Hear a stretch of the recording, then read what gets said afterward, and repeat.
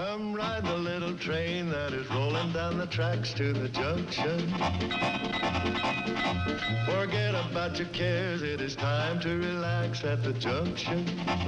Lots of curves, you bet, and even more when you get to the junction. Petticoat Junction. There's a little hotel called the Shady Rest at the junction. Petticoat Junction. It is run by Kate. Come and be her guest at the junction. Petticoat Junction. And that's Uncle Joe. He's a moving kind of slow at the junction. Petticoat Junction.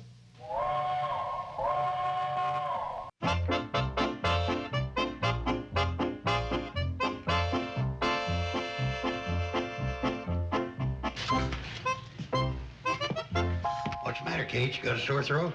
Oh, nothing to worry about, Uncle Joe. Maybe I ought to mix some of the famous old Carson's remedy that never fails. Honey, lemon juice, and kerosene. It's a sure cure. Just the sound of that remedy could cure you. How do you think you caught it? Well, I think that falling in the well at Betty Jo's place didn't help. I think you ought to go to bed. You've been hitting it pretty hard lately. That's exactly why I can't go to bed. There's much too much to be done before the wedding. Kate, don't worry. I can take full charge. It's a funny thing, Uncle Joe, but what you just said returned me to instant health. I think it should go just a little bit farther this way. Okay, 1, 2, heave. Oops, too far. Bring it about 6 inches this way. Which way? That way. Steve. Well, that's what I like, a cuddly construction worker. They got any more like you down at Hiring Home?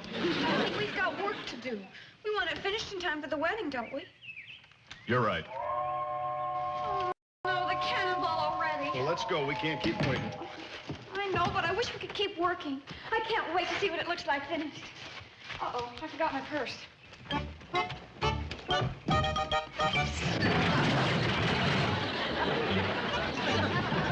Well, back to the drawing board. Well, Mom, what do you think of this pattern for the maid of honor dress?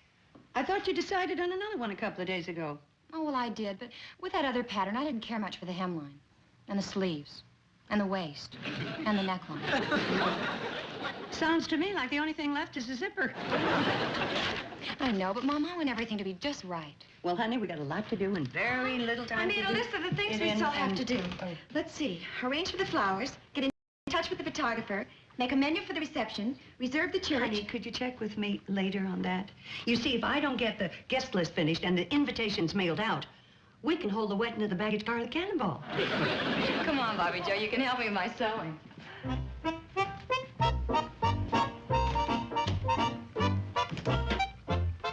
Harley Gunderson, you inviting him? Well, certainly. He's an old friend of the family. But, Kate, all he shows up for is to eat. I'm warning you, that bird will clean you out of house and home. Yes, Uncle Joe. Hi. Oh, Steve, there's a letter in the box for you. Thanks, Mrs. Bradley. Boy, we almost missed the cannonball. Oh, how's the house coming? Terribly slow, but we'll get there. I'd have been over to give you a hand, but my double detached split disc been acting up again. Guess what? My folks are coming. Oh, why, Steve, that's wonderful. Yeah, well, Dad's on his way to a business convention, so they're going to swing by here to get acquainted. How about that, shortstop? I'm going to get a chance to show you off. Oh, gee, that's terrific, but... Oh, Mom, we're not nearly ready. We've got the whole place to fix up, and I've got my wardrobe to get ready. Hey, it's just my folks, not Grace and the Prince. They're going to love you no matter what. Well, Steve, you know, first impressions and all. Believe me, Mrs. Bradley, they wouldn't want you to make any fuss. Now, right here in the letter, it says, please don't let them make any fuss because we don't expect it.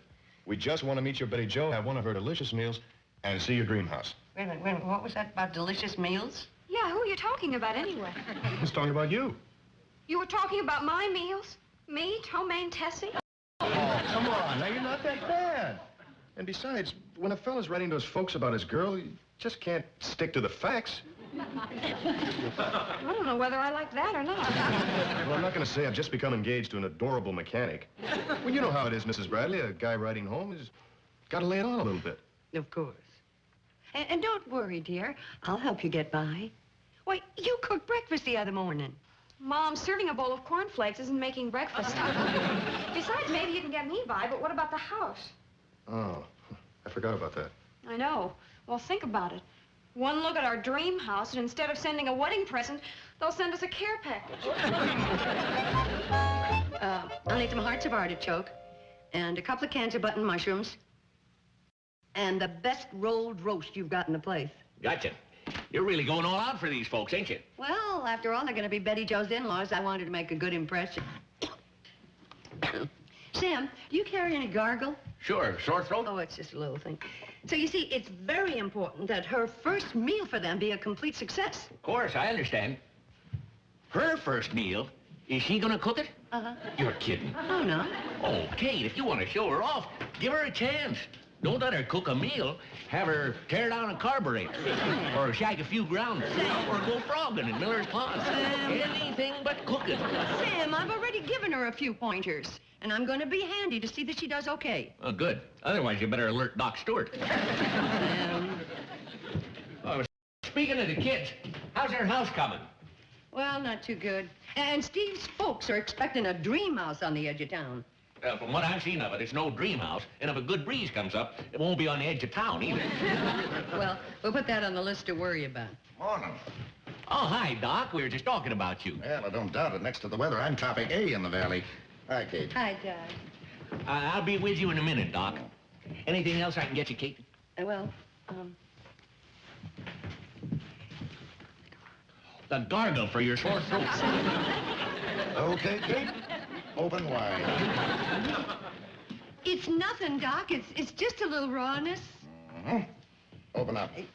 Go ahead, Kate. You might as well. He can't charge you for a house call because you're not at home, and he can't charge you for an office call because you're not in his office. I'll be a witness to that. I am waiting, Kate.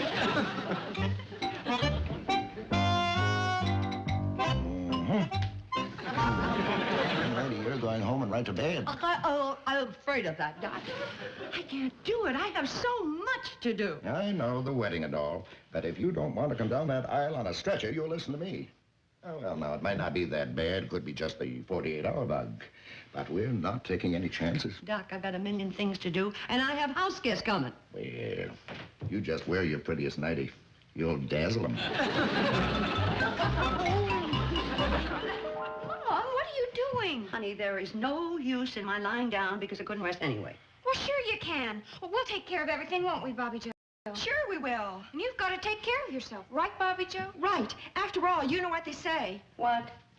You don't know? No, dear, I don't. Gee, I thought sure you would. Here we are, Mom. Some nice hot tea and cookies. Look, I have just decided I'm not going to be an invalid. Not right now, anyhow. Mom, Doc Stewart said you were Doc supposed to stay... Stewart is a dictator. He may know about sore throats, but he knows nothing about being a mother. Now, no reason for me to lie down because I couldn't rest anyhow. Hi, Kate. Going to take it easy, huh? It's a good move. I believe in that. Uncle Joe, Mom says she won't lie down and rest. Will you convince her she's wrong? Why, that's a cinch, Kate. I realize it ain't easy for us dynamos to unwind. We just gotta force ourselves to do it for our own good. Now, here's the 3 easy steps. First, you take a big yawn. Then, if there happens to be a snack around, that helps.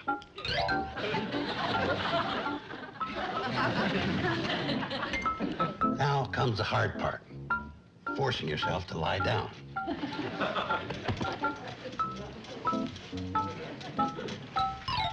Then you stretch out. Then you relax. And before you know it, you... You know, in his way, he's kind of a genius.